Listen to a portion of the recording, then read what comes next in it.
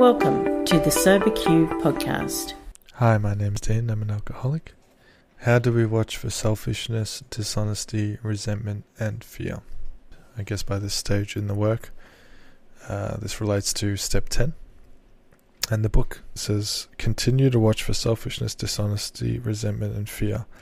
When these crop up, I love that the book tells us that, when these crop up, so we can expect that we're going to find dishonesty, resentment, selfishness, and fear. By this stage, hopefully we're involved in prayer and meditation on a daily basis. Hopefully we're staying current and up to date with our sponsor. And if we've been thorough about the work so far, if we've gotten unblocked in steps 4, 5, 6, and 7, then my experience was I was starting to become aware of when I was selfish, dishonest, afraid, and resentful or angry in my day-to-day. And for me, it was a lot. It wasn't hard to watch for these things because I was plagued by it. Most mornings, I woke up with fear, especially early days. Every day, I would wake up and I'd be afraid to start my day. I'd be afraid. I was at university when I got sober. I should state I got sober on the 3rd of August 2014 at the age of 20. And shortly after I got sober, I went back to university. Semester started up again. And every morning there was fear. It was, wow, how am I going to suit up and show up for today? How am I going to meet my responsibilities? How am I going to get that assignment done? Oh my God. What are the people in my class going to think of my work? I learned that, to take note of these things I was afraid of.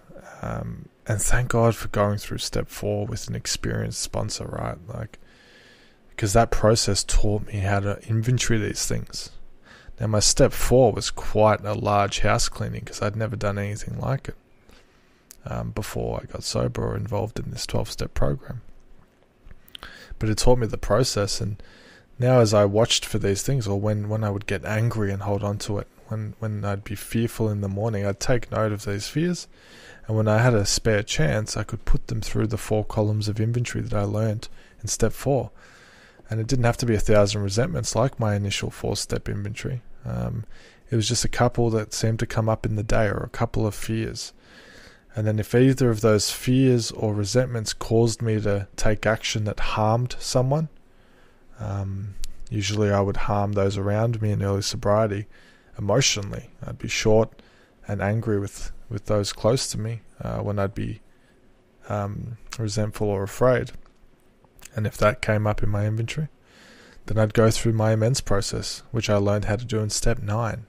So these tools that we learn from steps 4 through 9 really prepare us to do this work well. And my sponsor asked me from the beginning, was I willing to go to any lengths to overcome my drinking? And this is what it looked like. Continuing to do this work, continuing to watch, and to take the action.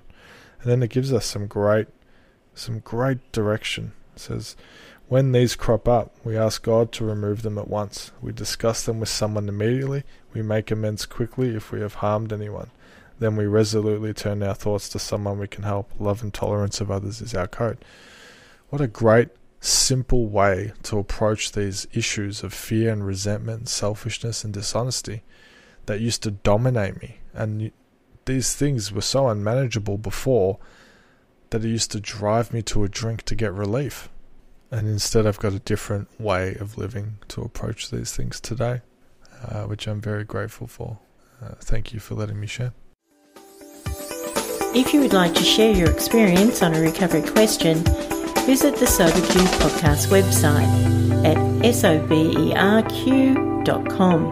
Thanks for listening.